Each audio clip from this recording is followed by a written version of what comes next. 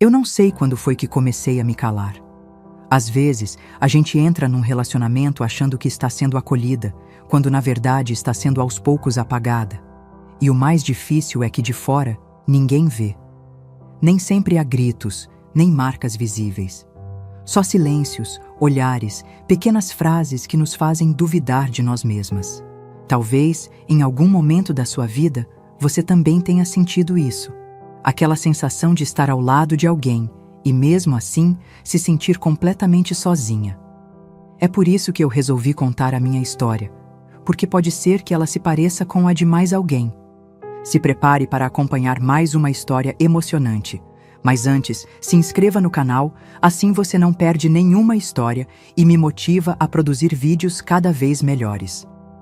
A fita de cetim escorregava da minha cintura com delicadeza ensaiada, e o vestido, branco, bordado à mão, com rendas trazidas de Minas pela minha mãe, parecia mais pesado do que eu esperava.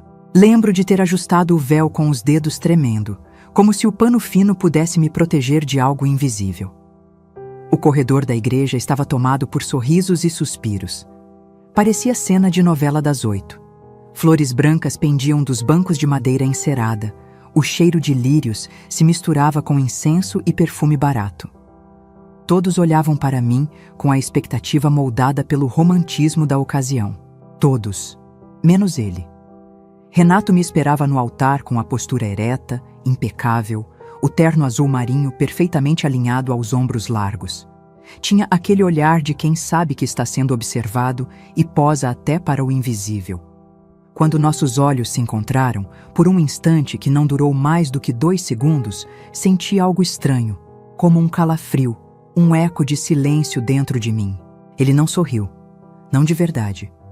Os lábios até se moveram levemente, mas os olhos estavam frios. Não era nervosismo, não era emoção contida, era ausência. Eu tentei racionalizar. Era o nervosismo, claro. Quem não ficaria tenso em um momento como aquele? A igreja cheia, a música do órgão, o padre esperando com aquele sorriso institucional. Meu irmão, Eduardo, estava do lado esquerdo, encostado no banco, olhando para baixo. Nem sei se me viu entrando. E minha mãe, Marta, estava sentada mais à frente, segurando o terço com força demais. Não sorriu também, mas isso não me surpreendeu. Minha mãe nunca foi de grandes expressões. Sua presença era sempre mais densa do que visível. A tristeza nela era uma espécie de companhia constante, como uma segunda pele. A música avançava e eu continuei andando. Um passo depois do outro, como se meu corpo soubesse o caminho, mas minha mente ainda estivesse no olhar dele. Aquela ausência, aquela rigidez. Era como se, naquele exato instante, alguma parte de mim, talvez a mais intuitiva, a mais esquecida, estivesse gritando bem baixinho: "Você está indo." Mas fui mesmo assim. Quando parei diante dele, percebi que minha mão estava úmida dentro da luva. Ele segurou meus dedos com firmeza controlada, como se cada gesto dele tivesse que ser absolutamente calculado. E talvez fosse mesmo. Renato sempre teve um jeito de se mover, como quem ensaia até os silêncios. O padre começou a falar e eu tentei focar na voz dele, que ecoava entre os arcos de madeira e os vitrais coloridos. Mas o coração já não batia no mesmo compasso. Não lembro das palavras exatas da cerimônia. Só lembro do instante em que o padre perguntou, com a voz arrastada e cerimonial, se eu aceitava Renato como meu esposo. O mundo pareceu parar por um segundo. E nesse breve congelamento, eu hesitei. Foi coisa de milésimos, mas eu hesitei. Disfarcei com um leve sorriso, aquele que a gente aprende desde menina a usar como escudo, e disse sim. E ele disse também. Os convidados sorriram. Minha tia mais velha chorou. O fotógrafo clicou com o flash estourando em nossos rostos. Mas dentro de mim, algo não clicou. Algo ficou suspenso. Saímos da igreja sob uma chuva de arroz e aplausos. O carro que nos levou até a recepção era um Dodge verde-oliva, emprestado de um primo dele. No banco de trás, ao meu lado, Renato comentou sobre a decoração da igreja. Disse que tinha gostado, mas que as flores estavam um pouco exageradas, talvez. Eu ri, tentando não parecer afetada, mas senti o comentário como uma alfinetada. Minha mãe tinha escolhido aquelas flores. Eu sabia que ele sabia. Na festa, tudo parecia perfeito. Mesa de doces alinhada, bolo de 3 andares, crianças correndo entre os adultos vestidos de gala. Dançamos a valsa, ele me conduziu com segurança, elogiou meu vestido para os outros, fez piadas que arrancaram risos e brindes. As pessoas o admiravam. Sempre admiraram. Era fácil gostar de Renato desde que se ficasse na superfície. E era fácil gostar de mim quando eu estava ao lado dele. O casal bonito, educado, alinhado com o tempo e com os sonhos da classe média ascendente dos anos 70. Mas eu sabia. No fundo, eu já sabia.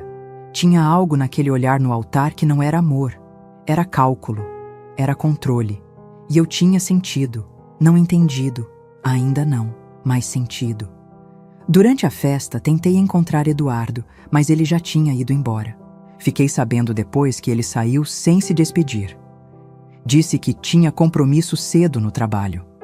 Minha mãe ficou até o final, claro, sentada em um canto, observando tudo como quem olha um filme em que já sabe o final. Ela não me abraçou com emoção. Apertou minha mão e disse apenas: "Que você seja feliz, minha filha", com uma voz que mais parecia uma oração do que um voto. Naquela noite, quando chegamos ao hotel em Campos do Jordão, eu me olhei no espelho do quarto antes de tirar o vestido. Estava cansada, não de dançar nem da festa. Cansada como quem já teve um presságio e tentou ignorar. Renato se aproximou por trás, colocou as mãos nos meus ombros e disse que eu estava linda. Mas o tom dele não era carinhoso. Era como quem avalia. Como quem termina um projeto bem executado. Me beijou a nuca sem esperar resposta e foi até a mala organizar suas camisas. Sentei na beira da cama e encarei minhas mãos nuas, já sem as luvas, já sem o buquê, já sem o peso do cetim. Pensei em todas as vezes que duvidei de mim mesma nos meses que antecederam o casamento.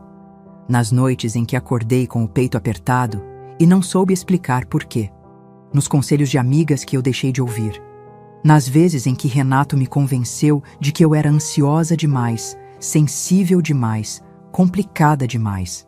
E ali, naquela primeira noite de casada, com o corpo exausto e o silêncio preenchendo o quarto como um gás invisível, eu entendi que talvez ele estivesse certo em uma coisa.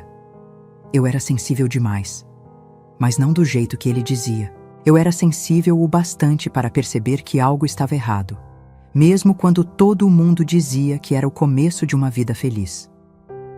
Foi naquele instante, com o buquê já esquecido em algum canto do hotel, que o frio voltou. Uma pontada no estômago, um arrepio sem motivo.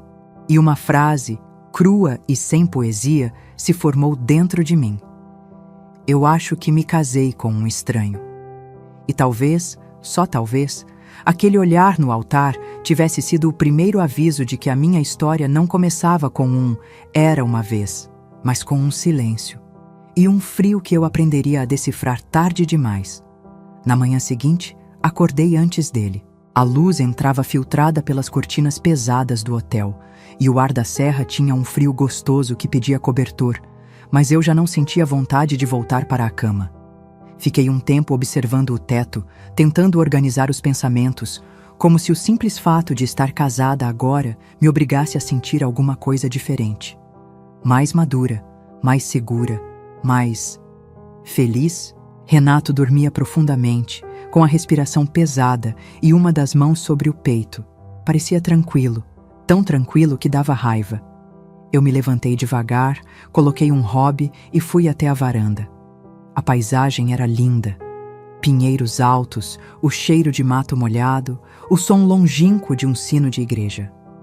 Deveria ser o tipo de cenário que inspira poesia, mas dentro de mim havia apenas um vazio confuso.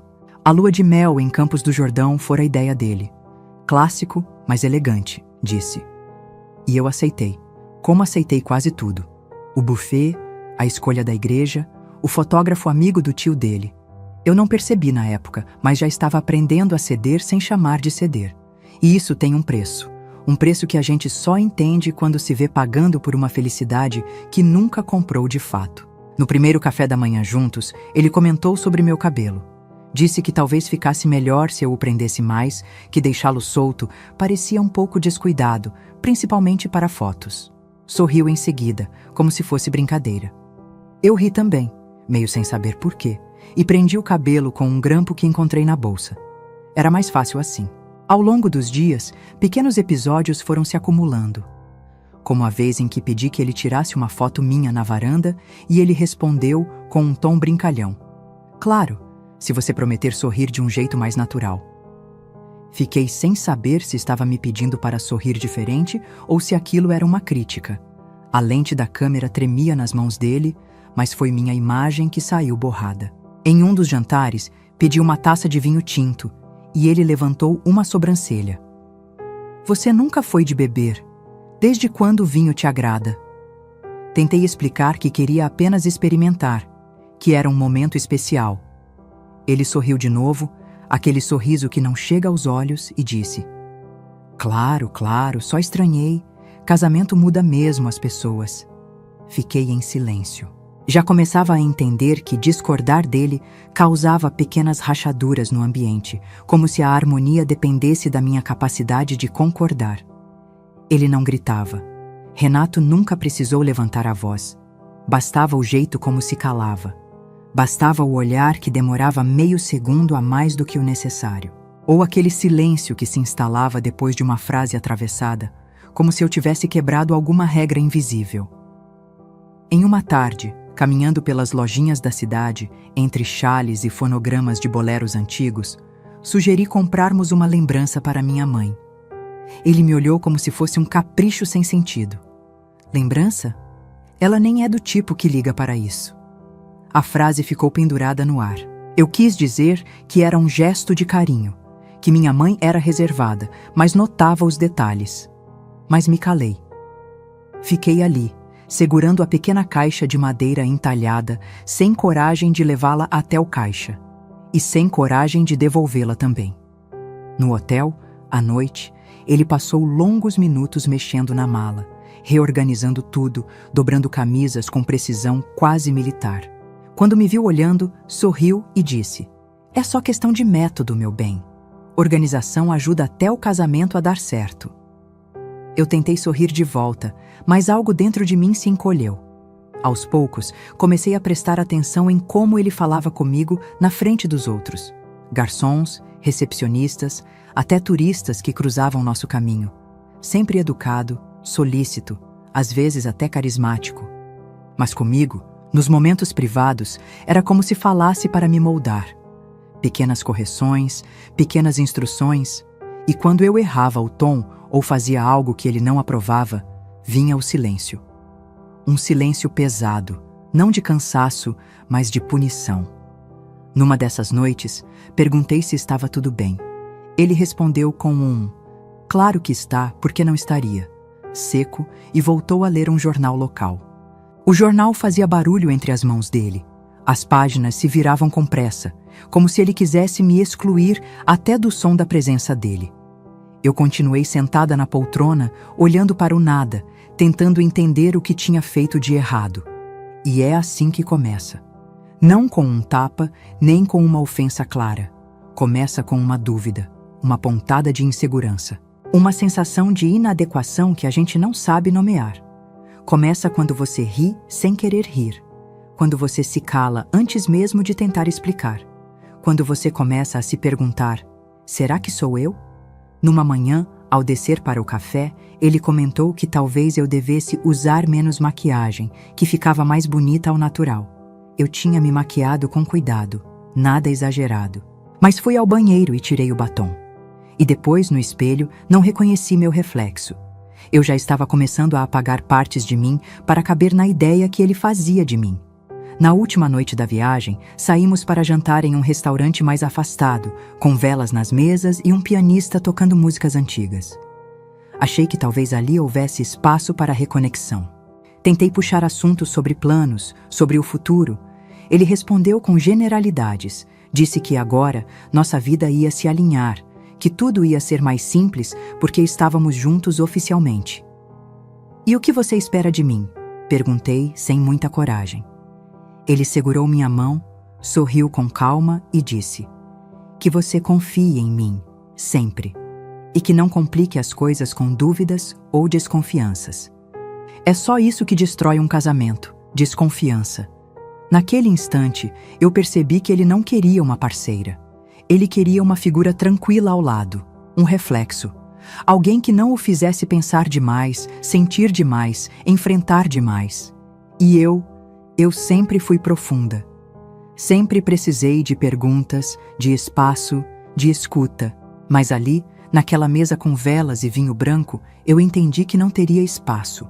Que, para manter a harmonia, eu teria que encolher, diminuir a voz, domar a inquietação, ser menos do que eu era. Quando voltamos para o hotel, ele deitou, virou para o lado e apagou a luz. Não disse boa noite. E eu fiquei sentada na cama, olhando para o teto, com o vestido leve cheirando a perfume caro, sentindo o peso de um silêncio que não era meu. Eu ria e concordava, mas por dentro, alguma coisa em mim começava a calar. Era como se, aos poucos, eu estivesse perdendo minha própria voz. O silêncio dele durou 3 dias. 3 dias inteiros em que ele não me olhou nos olhos. Não respondeu com mais do que um tá ou um. 3 dias em que cada barulho da casa, o abrir de uma gaveta, o tilintar de um copo na pia, o ranger da porta do quarto, parecia mais alto do que deveria, porque faltava a única coisa que preenchia os espaços: a palavra, a conversa, o afeto mínimo. A briga, se é que posso chamar de briga, começou por algo bobo, um convite. Bárbara me ligou, ainda animada com o casamento, dizendo que queria me ver, que tinha separado umas fotos nossas antigas para me mostrar, que sentia saudade. Eu sorri ao telefone, sentindo aquele calor familiar de quando a gente reconhece um porto seguro.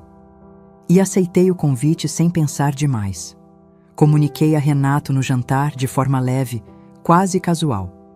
A Bárbara me chamou para um café no sábado. Faz tempo que não nos vemos. Ele não respondeu de imediato. Levou o garfo à boca, mastigou lentamente e só depois disse, sem levantar os olhos: "Bárbara, aquela sua amiga que acha que sabe tudo sobre a vida dos outros?" Fiquei imóvel por um segundo. Ela só quer conversar. Faz tempo que não nos falamos direito desde que ela começou a se meter demais nas suas escolhas, inclusive sobre mim. O tom era tranquilo, mas as palavras afiadas. Ela só estava preocupada. Você sabe como são as amigas. Não, Helena. Eu sei como são as pessoas que não querem te ver feliz. E ela sempre teve esse ar de superioridade, como se soubesse o que é melhor para você. Ela é minha amiga. Era. As palavras vieram assim, cortando, sem elevação de voz. Só aquele tom seco, como um veredito. Eu tentei argumentar. Disse que a amizade vinha de anos, que ela era parte da minha história, que um café não significava reabrir antigas mágoas. Mas a expressão dele mudou. Fechou-se. Ele largou os talheres com mais força do que o necessário, limpou a boca com o guardanapo, se levantou e disse apenas: "Você faz o que quiser, claro. Só não me peça para aplaudir decisões que vão contra a nossa harmonia." Naquela noite, ele dormiu no sofá. Não disse por quê. Não fez cena. Simplesmente arrumou o travesseiro e se instalou ali, como quem decide por conta própria qual será o roteiro dos próximos dias. E eu fui dormir no quarto sozinha, tentando entender como uma conversa sobre um café se transformou num campo minado. A cama parecia maior, o quarto mais frio, e dentro de mim uma pergunta incômoda começou a germinar. Será que eu tinha errado? No dia seguinte, tentei me aproximar. Preparei o café, deixei tudo posto na mesa como um gesto de trégua. Ele entrou na cozinha, serviu-se em silêncio, pegou a xícara e saiu. Não olhou para mim. Não agradeceu, como se eu não estivesse ali, como se eu fosse parte da mobília. E aquilo doeu de um jeito estranho. Não era raiva, era apagamento. É difícil explicar. Quando alguém grita com você, você ao menos se sente vista, ainda que com dor. Mas quando alguém te ignora, é como se você deixasse de existir, como se a sua presença fosse um incômodo a ser evitado, como se você fosse desnecessária. No terceiro dia, ele voltou a falar. Não pediu desculpas, não retomou o assunto. Agiu como se nada tivesse acontecido. E eu segui o jogo. Sorri, comentei sobre o tempo, disse que poderíamos fazer algo no fim de semana. Ele pareceu aliviado, como se tivesse vencido uma batalha invisível. E talvez tivesse mesmo. Não fui ao café com Bárbara. Inventei uma desculpa qualquer e desliguei o telefone rápido demais. Ela ficou em silêncio por um instante e depois disse: "Tudo bem", com uma voz que não era bem "tudo bem". Eu senti ali uma rachadura. Pequena, mas definitiva. Um distanciamento que começava a se instalar, sutil, como poeira que se acumula onde ninguém limpa. Nas semanas que se seguiram, percebi que Renato passou a escolher com mais frequência os programas aos quais íamos, os amigos que víamos, as famílias que nos visitavam, e sempre com argumentos racionais, elegantes, convincentes. Fulano é mais alinhado com nossa visão de vida. A casa de Ciclano é mais acolhedora. Prefiro ambientes mais discretos, você entende, né? E eu entendia. Ou achava que entendia. Porque aos poucos comecei a perder minhas próprias referências. Minhas vontades foram se diluindo. Minhas opiniões foram ficando mais baixas. Como se eu estivesse aprendendo a caber em uma caixa. A caixa do que ele considerava harmonia. Houve uma noite em especial, uma festa da empresa onde ele trabalhava, em que algo se partiu de vez dentro de mim. Eu vesti um conjunto azul petróleo que tinha escolhido com carinho. Era discreto, mas elegante. Renato me olhou de cima a baixo e disse: "Você vai assim?" A pergunta era simples, mas o tom me fez querer sumir. Eu achei que combinava com o ambiente, respondi. Ele não rebateu. Apenas deu um meio sorriso e saiu do quarto. Na festa, me elogiou para todos. Disse que eu era uma mulher refinada, culta, que sabia se portar. As pessoas sorriam para mim como se eu fosse uma extensão dele, uma moldura, um troféu. E eu sorri de volta, porque era mais fácil, porque era mais seguro.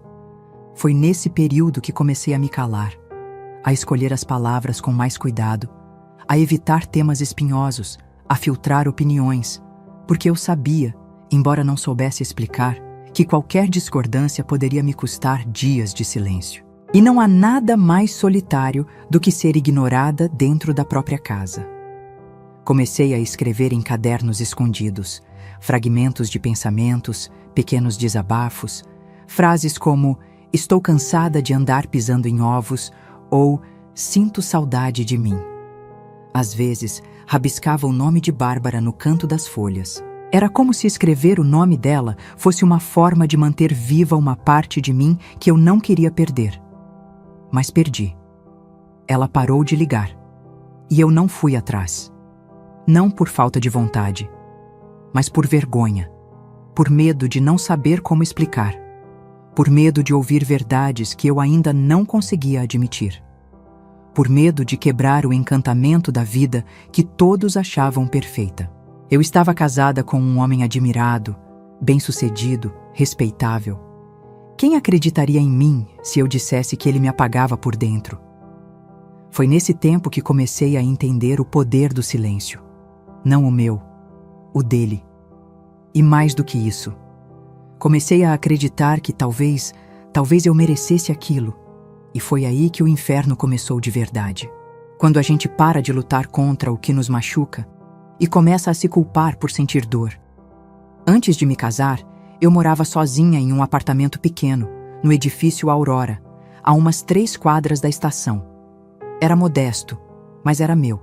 Cada móvel escolhido com cuidado, cada canto impregnado de liberdade. Quando Renato e eu começamos a organizar o casamento, ele sugeriu que eu vendesse o imóvel. Não faz sentido manter 2 casas, disse com lógica impecável. Eu disse que venderia, mas não vendi. Assinei papéis, conversei com a imobiliária, até cheguei a tirar fotos para o anúncio. Mas na última hora, guardei uma cópia da chave numa caixinha de bijuterias e decidi esperar. Não soube explicar o porquê. Só disse a mim mesma que resolveria aquilo depois da lua de mel.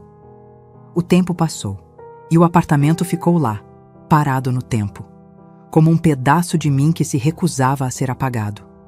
Era um lugar pequeno, com um quarto só, paredes de tinta descascando e armários embutidos que rangiam nas dobradiças. No dia em que entreguei as chaves à imobiliária para dar entrada na venda, como dissemos aos amigos, senti um aperto no estômago. Assinei os papéis, dei um sorriso protocolar, mas guardei a cópia da chave no fundo de uma gaveta de meias, junto com uma intuição que eu ainda não sabia nomear. Disse a Renato que o processo estava em andamento. Ele acreditou, ou fingiu que acreditava, e nunca mais perguntou com insistência. Só fazia observações pontuais, do tipo: a gente podia usar esse dinheiro para reformar o banheiro. Ou, você ainda tem aquela papelada pendente da venda? Como se quisesse me lembrar, sem cobrar abertamente, que aquele capítulo da minha vida precisava ser encerrado. Mas eu nunca encerrei. Alguma coisa em mim resistiu, não por desobediência, não por estratégia. Foi instinto. Como se eu soubesse, lá do fundo, como só o corpo sabe, que eu precisaria, um dia, de um lugar onde pudesse voltar a ser eu mesma. Um lugar sem a presença dele impregnada nas paredes, sem os silêncios dele ecoando nos cômodos, sem as versões de mim que fui aprendendo a interpretar. De tempos em tempos, eu passava por lá. Dizia que ia resolver pendências no centro da cidade. Levava um pano úmido na bolsa e limpava a poeira acumulada nas janelas. Chegava, abria as cortinas, deixava o sol entrar. Sentava na antiga poltrona de veludo verde e ficava ali, em silêncio, olhando para o chão de taco desgastado, como quem visita um santuário abandonado. Nunca liguei rádio, nem levei livro. Só ouvia o silêncio. E o silêncio ali era outro. Não me anulava, não me punia, era um silêncio meu. Na primeira vez em que voltei ao prédio, meses depois do casamento, notei uma senhora no hall de entrada, regando uma samambaia num vaso de barro pendurado no vão da escada. Era magra, de cabelos grisalhos presos num coque simples, e usava um vestido florido que me lembrou os da minha avó. Eu a cumprimentei com um aceno tímido. Ela respondeu com um leve sorriso e um bom dia sussurrado, como se tivesse medo de quebrar a delicadeza do momento. Durante muito tempo, ela foi apenas isso, uma presença discreta entre o elevador e a porta do meu antigo apartamento. Mas aos poucos, seus gestos começaram a me tocar. Ela sempre estava ali, de manhã cedo, regando plantas, tirando folhas secas, organizando vasos. Um dia, me ofereceu uma muda de manjericão. Eu agradeci e aceitei, mesmo sem saber exatamente o que fazer com ela. Nunca fui boa com plantas, mas cuidei daquela como se fosse uma confidência. Ela morava no apartamento 42, bem ao lado do meu. Descobri que seu nome era Irene quando vi um envelope endereçado a ela na caixa de correios. Nunca perguntei nada, e ela também nunca perguntou. Mas havia um tipo de conversa silenciosa entre nós. Um reconhecimento mudo, como se ela soubesse, de alguma forma, que eu estava ali por um motivo mais profundo do que ver se estava tudo em ordem. Num desses encontros, ainda na porta, ela comentou, olhando para minhas mãos: "Você parece cansada." Eu sorri, sem graça. "É só o dia corrido." Ela assentiu com um movimento quase imperceptível e disse: "A gente aprende a disfarçar, mas o corpo sente." Depois disso, voltei para casa com um nó na garganta. Aquela frase ficou comigo por dias. Eu, que passava horas escolhendo palavras para não provocar silêncios em Renato, que media tons de voz, que evitava olhares diretos para não despertar algum incômodo. Tinha sido atravessada por uma frase simples de uma vizinha que quase não me conhecia. Era como se Irene tivesse olhado direto para a parte de mim que eu estava tentando esconder até de mim mesma. A partir daquele dia, nossos cumprimentos ficaram um pouco mais longos. Um bom dia, que virava uma frase curta, um comentário sobre o clima, um olhar mais demorado. Nunca houve confissão, mas havia escuta. E pela primeira vez em muito tempo, eu sentia que podia existir sem ser observada, sem ser moldada. Renato nunca soube desses retornos ao apartamento. Quando perguntava, eu dizia que tinha ido ao banco ou que estava resolvendo burocracias de uma das antigas editoras. Ele não demonstrava desconfiança. Na verdade, parecia aliviado por eu manter uma rotina previsível. Para ele, rotina era sinônimo de estabilidade. E estabilidade para Renato era igual a controle. Enquanto isso, o apartamento virava meu pequeno abrigo não declarado. Não fiz grandes mudanças, não levei móveis novos, mas comprei um conjunto de xícaras que me lembravam minha adolescência, brancas, com borda azul. Deixei-as lá como um gesto de permanência, como se dissesse a mim mesma: ainda existe espaço para você. Uma tarde, levei um dos meus cadernos e escrevi por horas, sem interrupções, sem medo de ser lida. Escrevi sobre o primeiro ano de casamento, sobre a solidão que doía mais do que qualquer abandono, sobre o olhar de Renato no altar, sobre a amiga que perdi, sobre a vez em que fui chamada de dramática por chorar vendo um filme antigo. Escrevi para lembrar que eu ainda sentia, e talvez para não esquecer que eu ainda sabia nomear o que me fazia mal. Foi nesse processo silencioso, feito de visitas esporádicas e encontros fortuitos com Irene, que comecei a perceber uma coisa fundamental. Não era que eu não soubesse quem eu era. Eu apenas tinha aprendido a esconder essa mulher atrás de camadas de conformismo, medo e silêncio. E o apartamento, aquele espaço esquecido e renegado, era o único lugar onde ela ainda tinha permissão para respirar. Foi num fim de semana qualquer, sem data especial nem grande motivo, que decidi visitar minha mãe. Renato não questionou. Disse que aproveitaria para colocar o trabalho em dia e resolver pendências pessoais. Eu não insisti. Só comuniquei que sairia no sábado cedo e voltaria no domingo à noite. Ele assentiu, sem sequer perguntar o endereço. Aquilo me doeu mais do que deveria. A viagem de ônibus durou pouco mais de 3 horas. Uma estrada que eu conhecia de cor, curvas suaves, plantações de cana-de-açúcar, uma ou outra parada com cheiro de café requentado. Fiquei olhando pela janela durante quase todo o percurso, tentando me lembrar de como era a sensação de ir até lá com expectativa, com vontade. Não consegui. Fazia tempo que minha relação com minha mãe se resumia a ligações esporádicas, palavras seguras, cuidadosas, como se as duas tivessem medo de romper alguma coisa frágil demais para ser nomeada. Ela me esperava na porta de casa, com a mesma roupa de sempre, vestido de algodão, chinelo surrado e um olhar que escondia mais do que revelava. Me abraçou com um gesto breve e levou minha mala para dentro, sem dizer muita coisa. O cheiro da casa era o mesmo, mistura de madeira envelhecida, sabão de coco e pão assando no forno.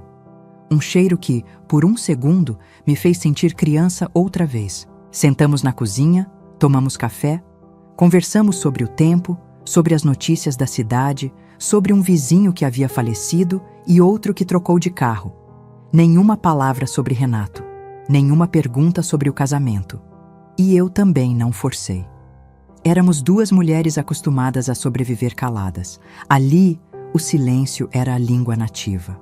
Mais tarde, já no meu antigo quarto, agora transformado em depósito de lembranças que ninguém se deu ao trabalho de organizar, comecei a revirar algumas caixas em busca de uma manta para a noite.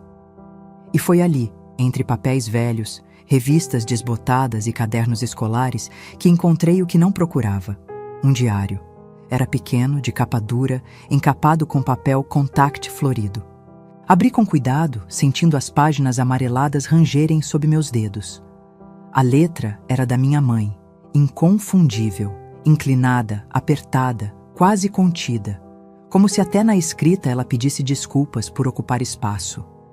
Li as primeiras páginas com curiosidade leve, quase como quem espia um segredo antigo só por passatempo. Mas logo a leveza desapareceu.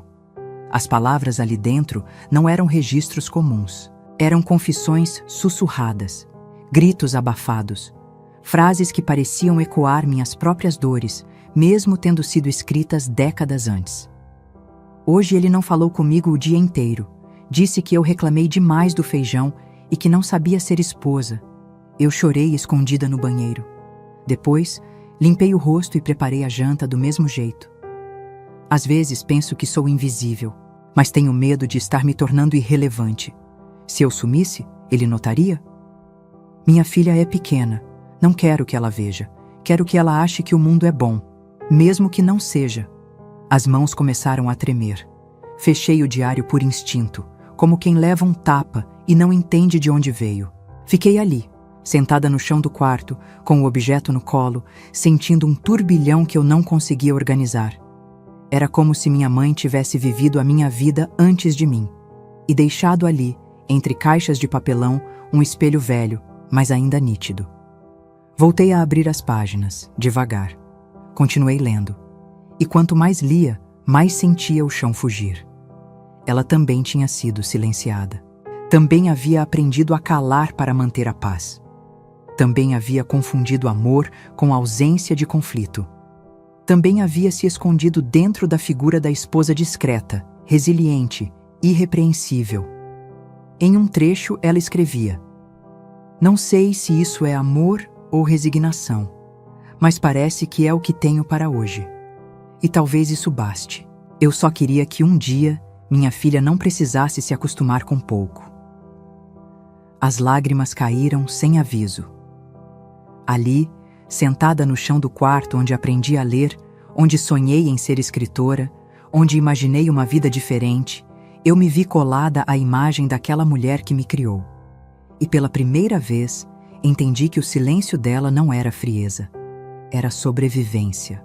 Fechei o diário com cuidado, abracei-o contra o peito. Minha mãe, no cômodo ao lado, passava roupas. O barulho do ferro era constante, quase compassado.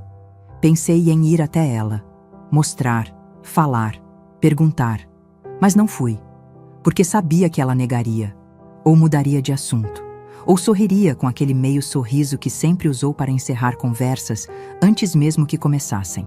E talvez ela fizesse isso não por má vontade, mas porque ainda não tinha aprendido que era possível quebrar o ciclo, que era permitido falar, que a dor só deixa de nos devorar por dentro quando é exposta à luz. Na manhã seguinte, antes de ir embora, deixei o diário onde encontrei. Não o levei comigo, não era meu. Mas levei outra coisa, a certeza de que o que eu estava vivendo não era um caso isolado, uma falha minha, uma consequência das minhas escolhas.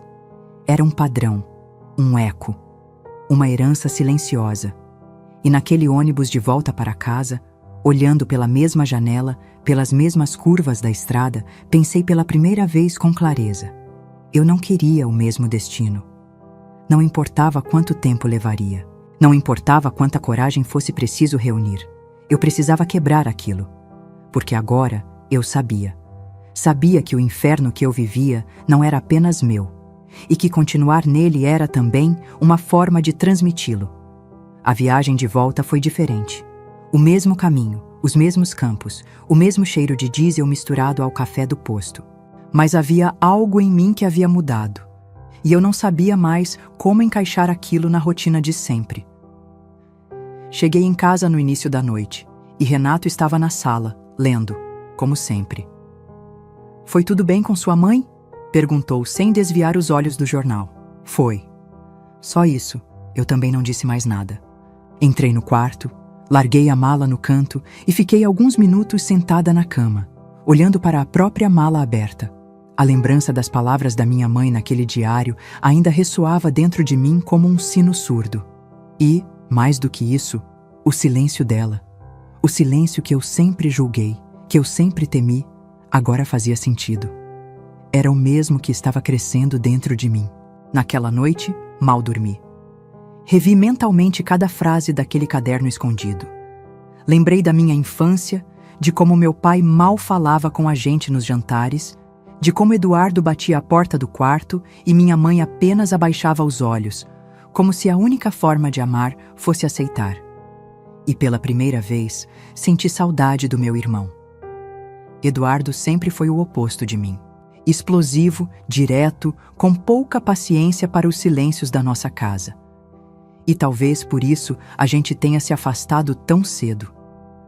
Renato nunca disse com todas as letras que não gostava dele, mas fazia questão de minimizar tudo o que Eduardo representava. Chamava-o de imaturo, de problemático.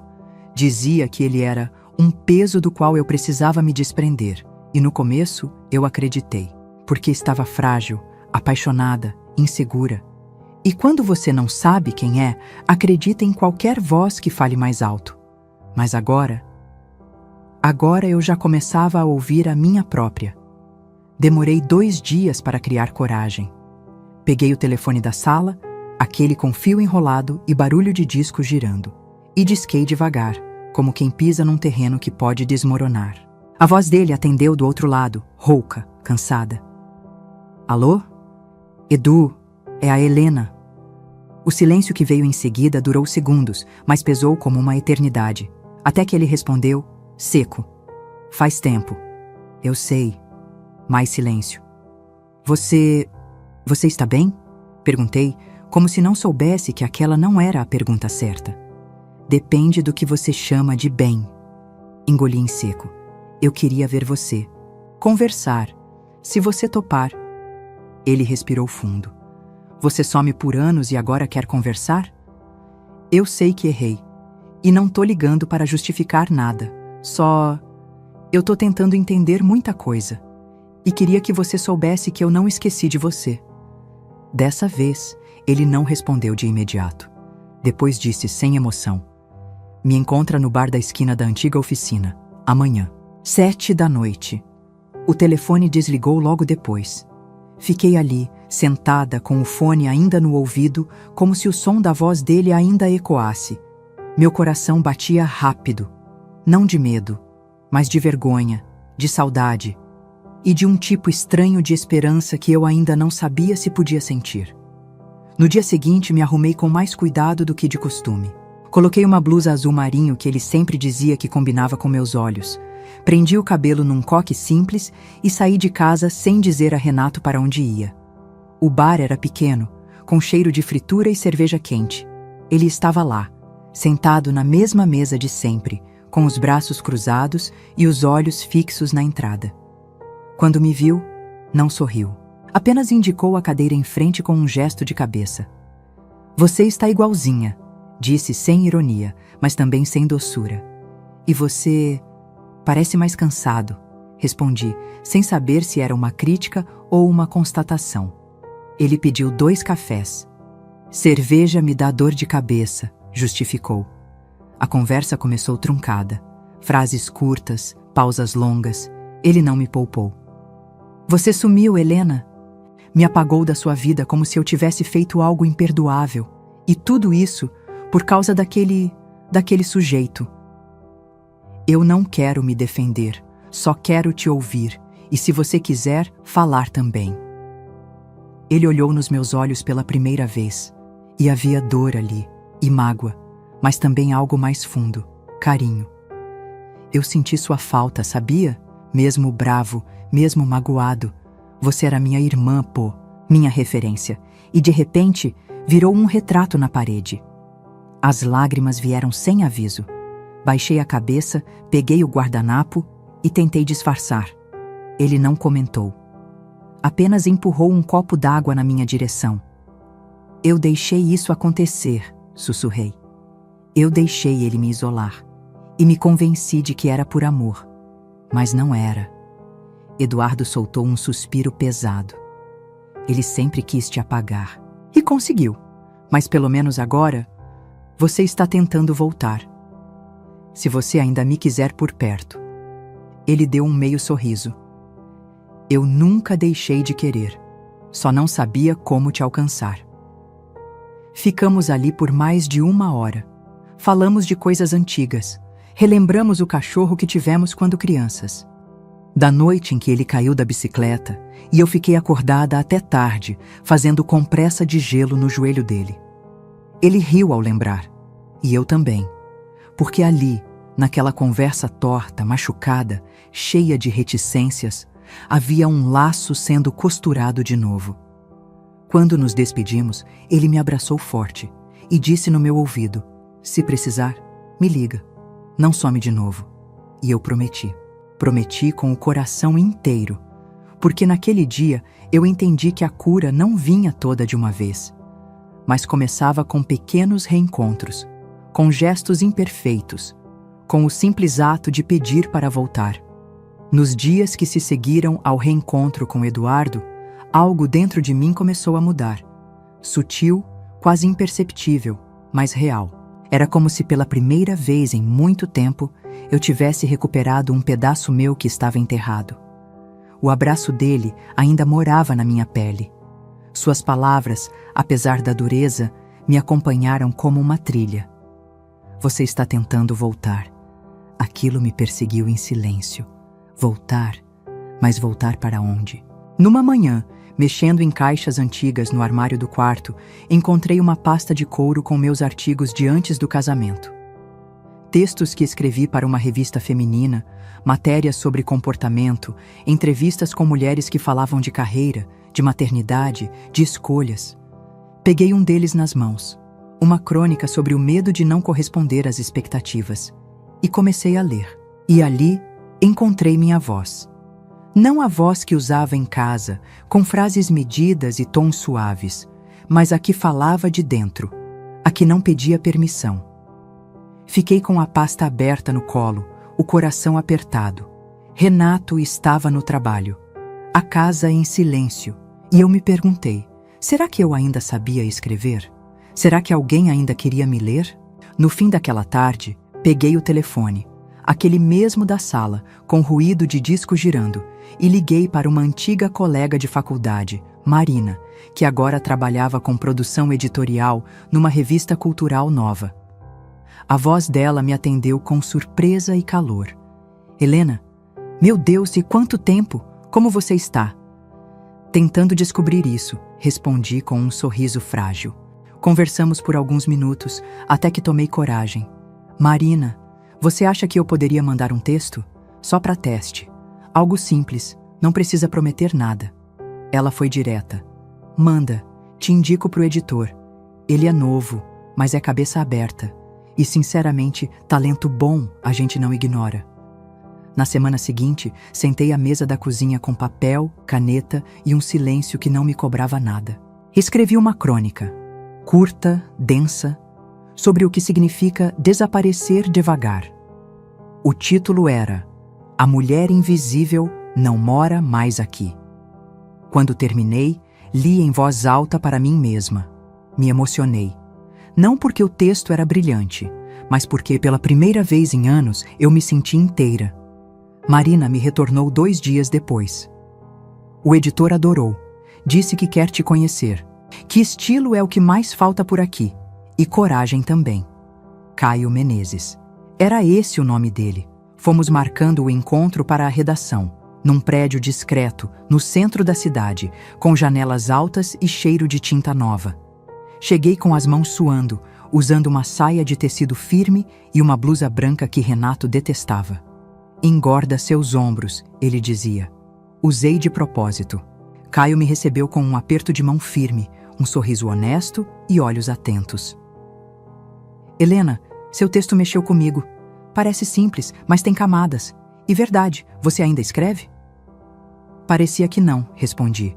Mas talvez eu esteja voltando a escrever agora. Ele me convidou para sentar, me ofereceu um café coado e perguntou se eu toparia escrever quinzenalmente, como colaboradora. A proposta era modesta. Alguns textos reflexivos, pequenas entrevistas, perfis, nada que parecesse grandioso. Mas para mim, era um universo inteiro se abrindo. Saí da redação com os olhos cheios d'água. Andei até o ponto de ônibus como quem volta da escola depois de tirar uma nota boa escondida. Quis contar para alguém. Quis dividir. Mas chegando em casa, guardei a conquista dentro de mim. Ainda não era hora de expor. Naquela noite, comi pouco no jantar. Renato percebeu. Está tudo bem? Está sim, só estou cansada. Ele assentiu, mas me observou por mais tempo do que o normal. Na manhã seguinte, encontrou o papel com o rascunho da crônica sobre a mesa da cozinha. Não comentou nada, mas percebi o desconforto nos gestos dele. Um leve bater de porta mais forte. Um silêncio mais cortante durante o café. Vai sair hoje? Vou. Preciso passar numa editora. Ele ergueu os olhos como quem fareja mudança. Que editora? Uma nova revista. me chamaram para colaborar. O sorriso dele veio com um ar de surpresa, mas também de alerta. Olha só, resolvendo se aventurar de novo. Acho que sim. Espero que isso não atrapalhe nossa rotina. E ali estava o veneno, diluído, mas presente. Não vai atrapalhar, vai me fazer bem. Ele não respondeu. Apenas terminou o café e saiu.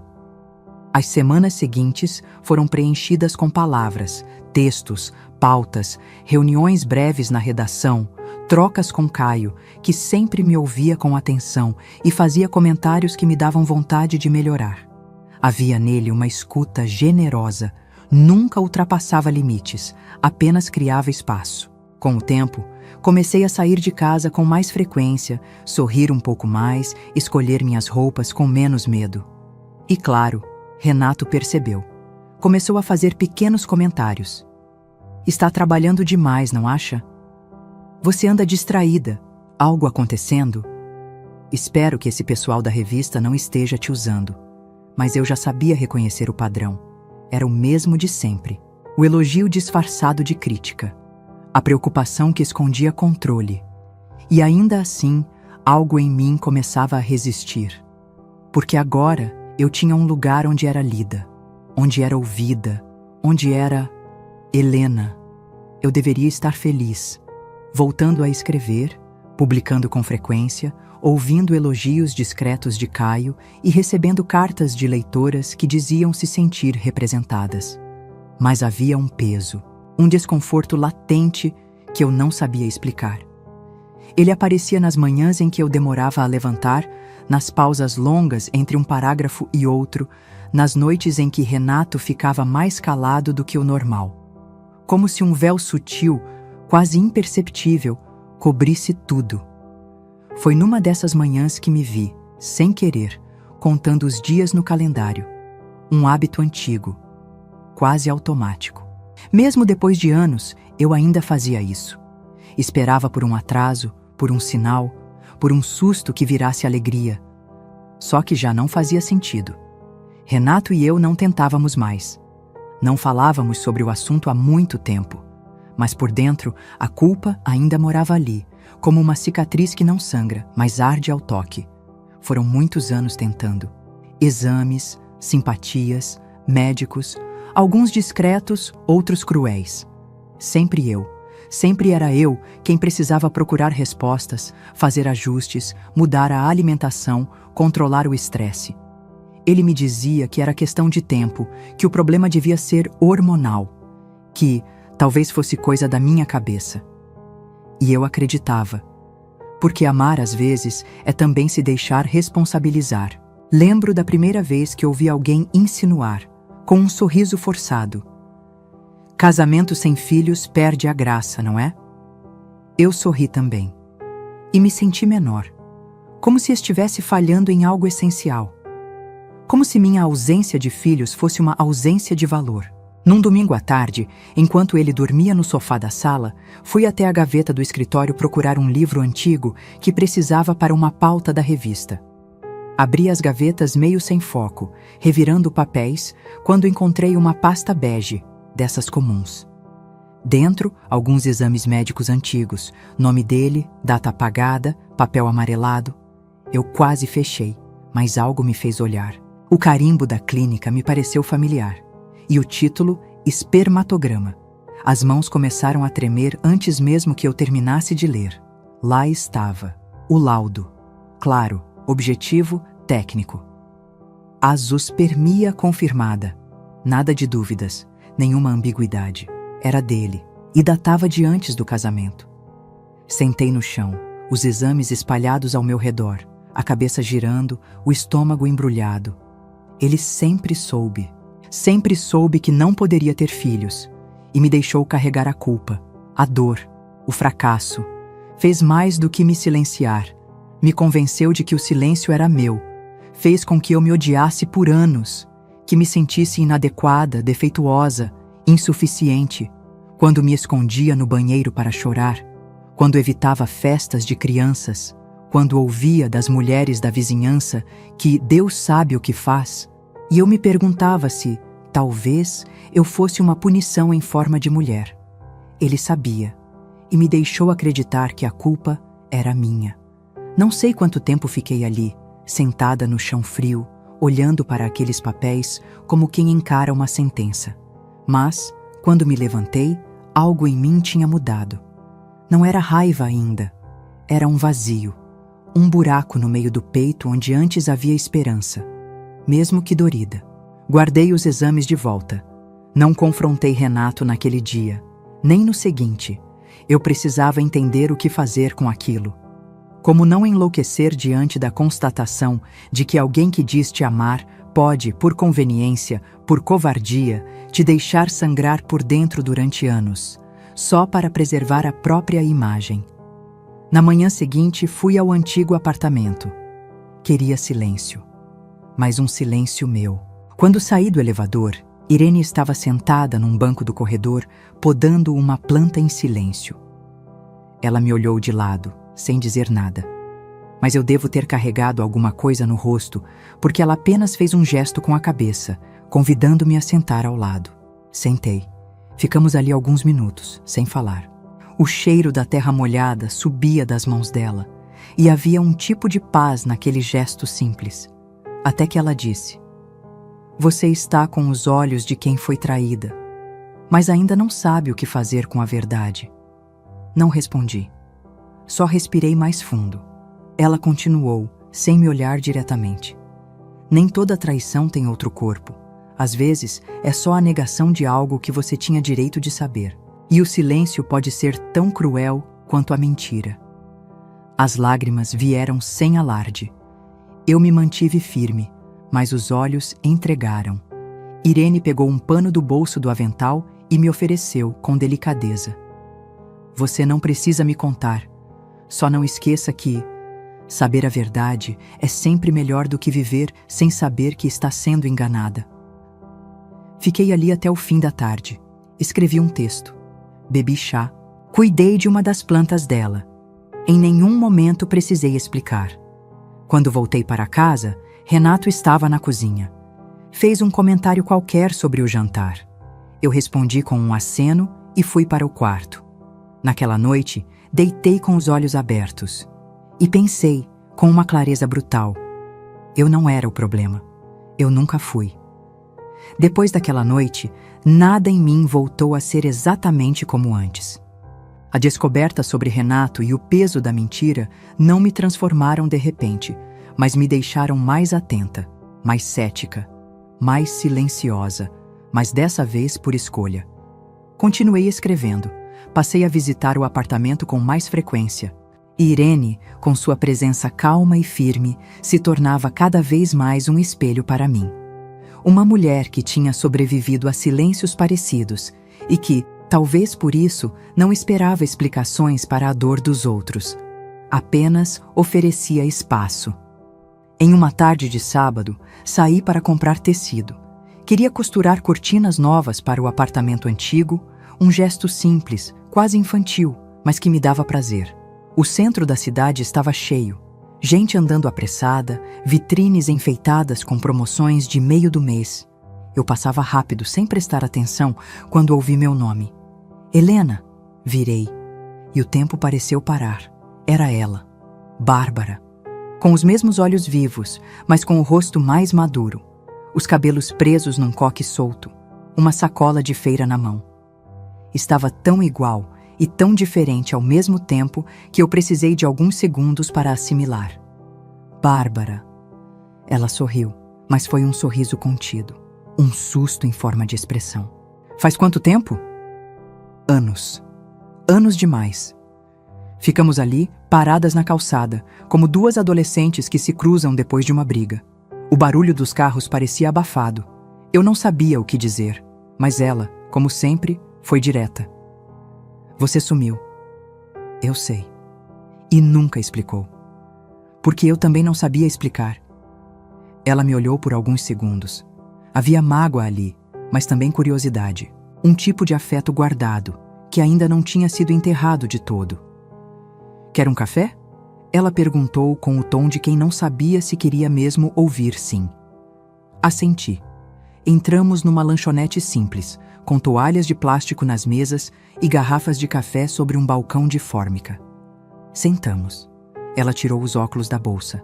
Eu mexi nas alças da minha. Você está bem? Ela perguntou, sem rodeios. Agora, começando a ficar.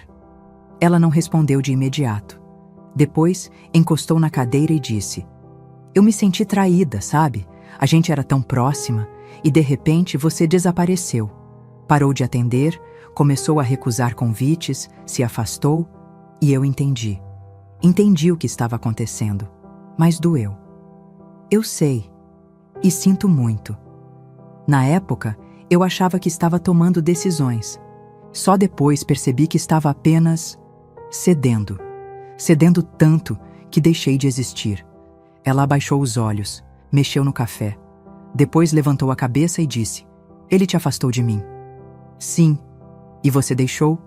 Deixei. O silêncio que veio depois não era hostil. Era cheio, tenso, mas necessário. Você ainda está com ele? Estamos juntos, mas não como antes. Alguma coisa está mudando. Finalmente. Bárbara sorriu, e pela primeira vez desde que nos reencontramos, aquele sorriso foi inteiro, quente, sem defesa. Eu senti sua falta, Helena. Sério, muitas vezes pensei em te procurar, mas tinha medo de bater numa porta fechada. Eu teria aberto, mas acho que eu também tinha medo de ver o que tinha feito comigo mesma. Ela assentiu. Ficamos ali mais alguns minutos conversando devagar. Falamos de coisas leves, um livro que ela estava lendo, a prima dela que tinha casado recentemente, os velhos colegas da faculdade. Era estranho e ao mesmo tempo reconfortante perceber que o mundo seguira enquanto eu me encolhia.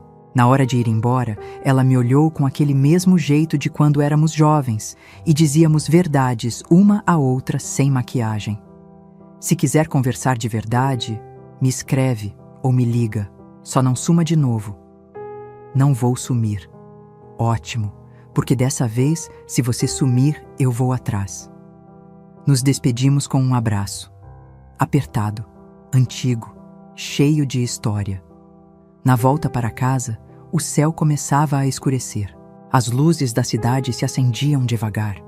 E eu senti uma leveza nova no peito, como se, ao recuperar aquela amizade, eu estivesse recuperando uma parte de mim que tinha ficado congelada no tempo. Um lugar onde ainda existia a mulher que sonhava, que tinha voz, que ria alto sem medo de ser corrigida. E era isso que Renato nunca entendeu. Que por mais que ele apagasse partes de mim, algumas permaneciam vivas. Bastava um reencontro, uma palavra, para reacendê-las. Naquela noite, depois de rever Bárbara, sonhei com a gente 2 décadas mais jovens, rindo na varanda da faculdade, inventando planos impossíveis e fazendo promessas que, com o tempo, esquecemos de cumprir.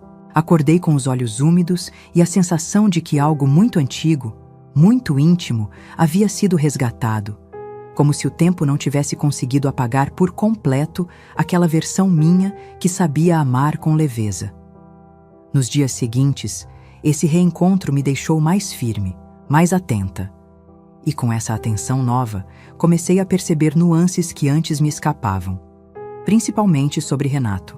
Sempre houve um ponto cego em torno da história dele com o pai. Arnaldo, um nome quase proibido em nossa casa. Renato falava pouco dele. Quando falava, era sempre com um certo desdém contido. Dizia que o pai era um homem doente de espírito, rancoroso, autossabotador. Uma figura que, segundo ele, não merecia mais espaço na vida que havia construído.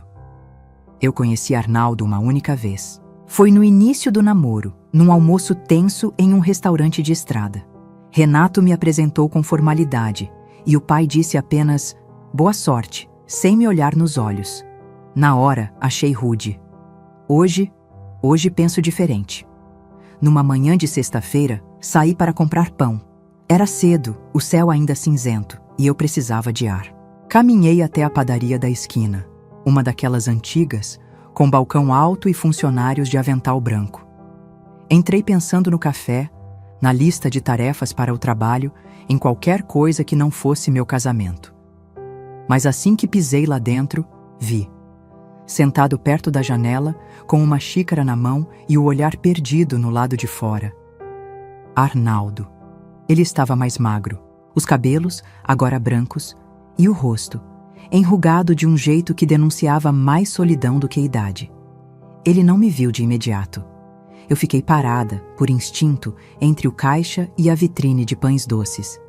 Pensei em sair, mas não consegui. Alguma coisa me prendeu ali. Quando nossos olhos finalmente se cruzaram, ele piscou devagar. Depois acenou com um gesto mínimo, quase imperceptível, e apontou para a cadeira vazia à frente. Sentei. Não nos cumprimentamos com beijos, nem com sorrisos. Ele apenas disse: "Faz tempo." "Faz." Ele mexeu na xícara. Um silêncio incômodo nos envolveu, como uma nuvem espessa entre nós. "Você continua com ele?" perguntou sem olhar diretamente. Assenti com a cabeça. "E está tudo bem?" Respirei fundo. Já esteve pior. Ele soltou um som baixo, algo entre riso e lamento. E então disse, mais para si do que para mim: "Eu achei que ele fosse escolher outro caminho." Olhei para ele. "Outro caminho?" "É, um diferente do meu. Mas às vezes, quanto mais a gente foge de algo, mais perto a gente fica." Fiquei calada. Ele parecia carregado de uma culpa antiga, mas não queria dramatizar. Ele sempre precisou vencer, mostrar que não era fraco. Desde pequeno, tinha medo de parecer vulnerável. E eu não ajudei. "Ele nunca fala do Senhor." "Eu sei, e talvez seja melhor assim. Mas quando soube que ele ia se casar, pensei que talvez com você ele pudesse, sei lá, encontrar equilíbrio. Achei que você fosse o tipo de mulher que não se apaga fácil." "E o que o senhor acha agora?" Ele demorou a responder. Depois disse: "Acho que se você ainda está aqui, é porque não se apagou de todo." Aquela frase ficou comigo, martelando por dentro. Pela primeira vez, alguém falava de Renato com tristeza. Não com admiração cega, nem com raiva. Com tristeza. E aquilo dizia muito. Nos despedimos com um aceno leve. Ele não pediu desculpas, nem ofereceu conselhos. Só me olhou nos olhos e havia ali algo sincero. Uma humanidade que eu nunca tinha visto naquela família. Na saída, Dona Zizi, a funcionária mais antiga da padaria, de olhos pequenos e mãos ligeiras, me reconheceu. Estava atrás do balcão cortando pão de forma. Quando passei, ela disse: "Engraçado, né? Seu Arnaldo vem aqui todo sábado, mas nunca fala do filho. Sempre sozinho, sempre quieto, mas parece carregar um mundo nas costas." Sorri, sem saber o que responder. Ela me entregou o pão com gentileza. "Ele é um bom homem, só não soube ser pai. E às vezes isso vira uma maldição que os filhos tentam quebrar, ou repetir." Voltei para casa devagar, com as palavras dela ecoando. Eu pensei em Renato, nos silêncios, nos medos, nas manipulações. E pela primeira vez, não senti apenas raiva, senti pena. Não como desculpa, não como perdão, mas como quem enxerga a dor de onde veio a dor. E ainda assim, escolhe não carregá-la, porque entender não é aceitar, e repetir não é destino. Depois daquele encontro na padaria, algo se assentou dentro de mim. Como se as peças de um quebra-cabeça que eu tentava montar há anos tivessem, enfim, começado a se encaixar. O que Arnaldo me disse, e ainda mais o que ele não disse, desenhou uma sombra atrás da figura de Renato. Uma sombra antiga, herdada, moldada em silêncio. Mas eu sabia que reconhecer a origem da dor de alguém não nos obriga a continuar sendo alvo dela. E pela primeira vez, em muitos anos, eu parei de esperar por um estalo, por uma grande ruptura, por um acontecimento definitivo que me dissesse: "Agora vai." Não haveria isso. Só haveria a minha decisão. E ela viria como tudo que doeu em mim até aqui. Devagar, sem grito, sem plateia. Comecei pelos detalhes. Na semana seguinte, abri uma conta bancária no meu nome. Não foi difícil. Já tinha meus documentos em ordem, algum dinheiro vindo dos textos publicados e a recomendação discreta de Caio. O atendente perguntou se eu queria cartão de crédito. Recusei. Preferia começar com débito. Queria sentir de novo o peso do que era meu. Depois, comecei a levar pequenas coisas para o apartamento antigo. Nada demais. Um livro, uma muda de roupa, uma toalha nova. Renato não percebeu. E mesmo se percebesse, não saberia interpretar. Ele já tinha me subestimado antes. E agora, que eu não gritava, que não discutia, ele achava que me tinha de volta sob controle. Mas o que ele não sabia era que o silêncio dessa vez era meu.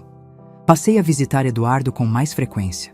Às vezes, só para um café rápido, outras para longas conversas sobre o passado, sobre nossas infâncias, sobre tudo o que nos separou. Ele me ouvia com olhos atentos, mas sem pena. E isso era o que eu mais precisava, ser olhada sem pena. Você já sabe o que vai fazer, né? Ele perguntou num desses encontros. Sei. Só não sabe como ainda. Também sei. Então por que ainda está aí? Respondi depois de um tempo. Porque sair exige mais do que coragem. Exige preparo. E eu não quero sair aos pedaços. Ele assentiu e não insistiu. No apartamento, continuei escrevendo. Irene começou a me visitar de vez em quando, sempre sem avisar, trazendo um saquinho de bruas ou um bule de chá. Nunca perguntava nada, mas sabia de tudo. Você anda com os olhos mais firmes, disse uma tarde, enquanto me ajudava a colocar cortinas novas. É a luz que melhorou, brinquei. Não, é você que deixou de andar às cegas. Ela tinha razão. Renato, por sua vez, parecia inquieto. Não dizia com todas as letras, mas percebia. Seu jeito de me observar quando eu voltava mais tarde. As perguntas disfarçadas. Os convites forçados para jantares que antes ele não fazia questão. Era como se, de repente, ele pressentisse que estava perdendo algo, mas não soubesse exatamente o quê. Você está diferente, comentou um dia. Talvez esteja voltando a ser quem eu era. Ele franziu a testa. E eu nunca te impedi de ser. Eu sorri. Não, você só me ensinou a desaprender. Não houve briga, nem discussão. Só um silêncio espesso que se prolongou pelo resto da noite. Poucos dias depois, peguei uma chave reserva que estava escondida atrás da gaveta da cozinha. Era do apartamento antigo. Guardei no bolso do casaco como quem segura um talismã. Decidi que sairia no fim daquele mês. Não havia nenhuma data simbólica, nenhuma justificativa oficial, apenas a minha convicção. Preparei uma pequena mala. Levei fotos antigas que ainda estavam na gaveta da cômoda. Minhas xícaras favoritas, uma muda de lençol, meu caderno de anotações, meus textos impressos, meus silêncios. E deixei para trás o que nunca foi meu, as regras, os olhares de aprovação, os elogios que cobravam obediência, os dias de paz que custavam minha voz. Na noite anterior à partida, escrevi uma carta curta. Renato, não há um acontecimento que explique minha saída, nem uma acusação nova. Há apenas o acúmulo de silêncios, de desconexões, de ausências. Eu não deixei de te amar de uma hora para outra. Só fui me afastando à medida que precisei me proteger. Por muito tempo, acreditei que o problema era meu. Mas hoje entendo que nossa relação me exigia sumir para dar certo. E eu não posso mais me ausentar de mim mesma para que você se sinta inteiro. Não estou indo embora em fúria. Estou indo em paz, a que eu construí com muito esforço. Helena. No dia seguinte, acordei cedo. Renato já havia saído para uma reunião. A casa estava silenciosa, como tantas vezes antes. Mas agora, aquele silêncio não me oprimia. Era uma despedida. Fechei a porta devagar. Desci as escadas. E quando pisei na rua, respirei fundo. Não senti alívio imediato. Nem euforia. Nem medo. Apenas calma. Peguei o bonde no ponto da esquina. A cidade passava pelas janelas como um filme antigo, e eu me senti dentro dele. Mas pela primeira vez, como autora do roteiro. Chegando ao apartamento, Irene estava regando as plantas no corredor. Me olhou, viu a mala e não disse nada. Apenas abriu a porta dela com delicadeza e falou: "Tem café fresco e silêncio bom." Eu sorri e entrei no meu apartamento. Não para fugir, não para recomeçar do zero, mas para continuar, dessa vez comigo inteira. Os primeiros dias no apartamento foram silenciosos, mas não como antes. Era um silêncio diferente, não o que sufoca, mas o que acolhe. O tipo de silêncio que vem depois da tempestade, quando o vento para e a gente percebe que está viva. A cama era simples, as cortinas ainda improvisadas. As louças não combinavam, mas havia naquele pequeno espaço algo que eu não sentia há anos: pertencimento. Acordei cedo no primeiro dia, preparei café no fogão de 2 bocas. Sentei à mesa com um caderno aberto e uma caneta sem tampa. O sol invadia a cozinha pelas frestas da persiana, pintando listras quentes no chão de taco gasto. E ali, naquele momento comum, eu entendi. Era isso que eu estava tentando encontrar há tanto tempo. Um lugar onde eu pudesse existir sem precisar me justificar. A rotina foi tomando forma devagar. No início, eu tinha medo de tudo, de Renato me procurar, de me arrepender, de descobrir que não sabia mais viver sozinha. Mas o tempo, quando vivido com sinceridade, vai desmontando os medos como se desmonta uma roupa apertada. E aos poucos, fui voltando a caber em mim. Eduardo me visitava aos domingos. Trazia pão de queijo, refrigerante quente e histórias da infância que ele jurava que eram reais, mesmo que eu tivesse dúvidas. Ríamos como se os anos nunca tivessem nos separado. Você devia ter saído antes, disse um dia, depois do almoço, jogado no sofá. Talvez eu precisasse aprender o caminho do lado de dentro antes de achar a porta de saída. Ele assentiu respeitoso. E foi assim que aprendemos a conviver de novo, sem cobranças, sem passados revirados, sem precisar explicar o inexplicável. Bárbara também reapareceu de verdade. Um dia, trouxe uma planta para o apartamento, porque todo recomeço precisa de algo que cresça com a gente, disse.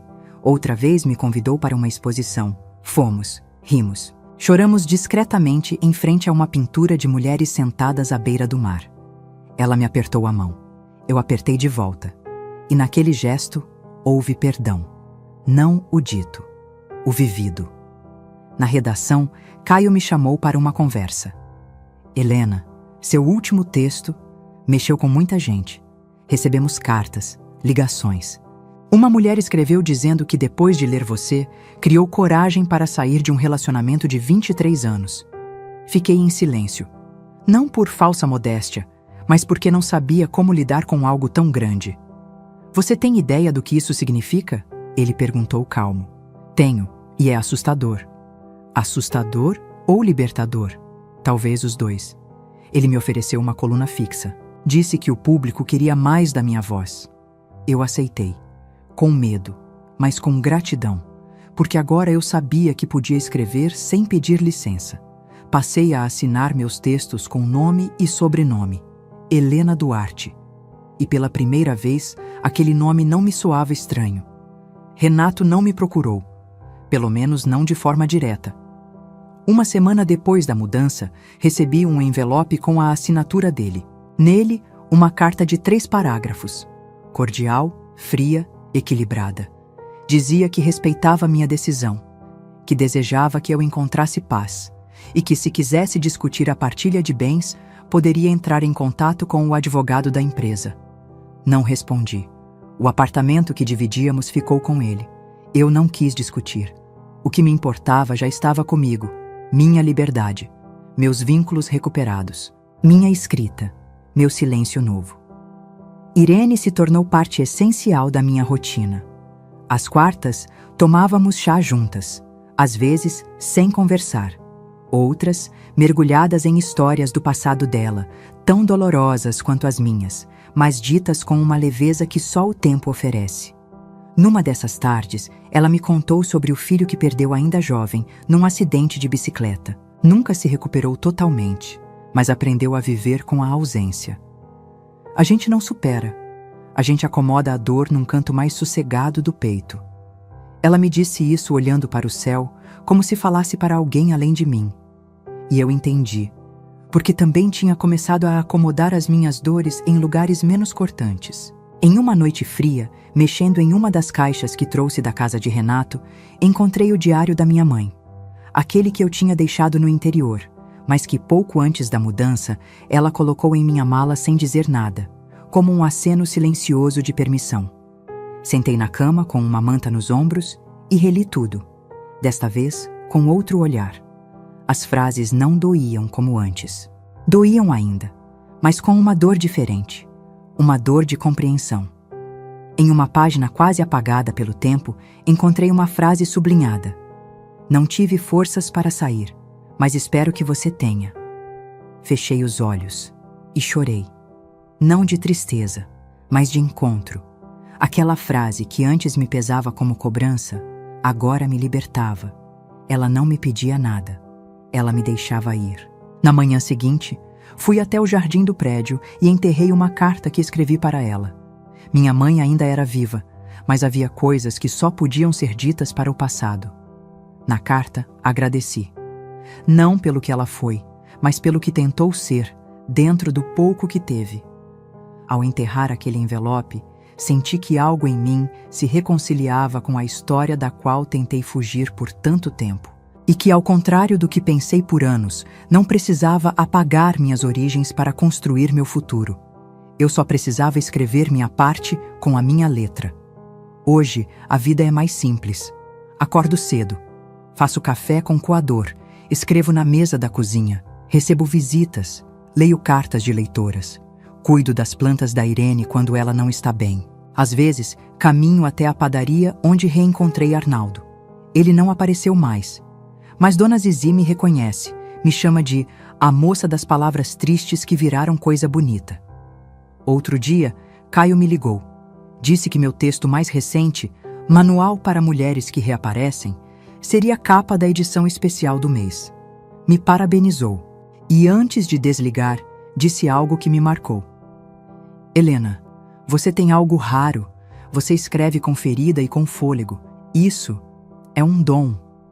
Agradeci. Mas o que não disse, e que só agora consigo entender, é que esse dom nasceu da dor que eu quase deixei me calar, e que por pouco não me apagou. Hoje ainda carrego cicatrizes. Ainda tenho dias em que a memória dói, em que duvido de mim, em que escuto ecos da voz dele dentro da minha cabeça. Mas agora eu sei distinguir o que é meu e o que me ensinaram a carregar, e isso faz toda a diferença. Agora, quando olho para o espelho, vejo uma mulher de 69 anos, rugas no canto dos olhos, fios brancos que se recusam a ser pintados, mas um olhar mais firme do que nunca. Um olhar que não pede desculpas por existir. Minha mãe escreveu, em letras miúdas, naquela página quase desbotada: não tive forças para sair, mas espero que você tenha. Hoje, essa frase não me dói mais. Ela me liberta e me ensina que a força não é não sentir dor, é aprender a viver com ela, sem que ela nos defina.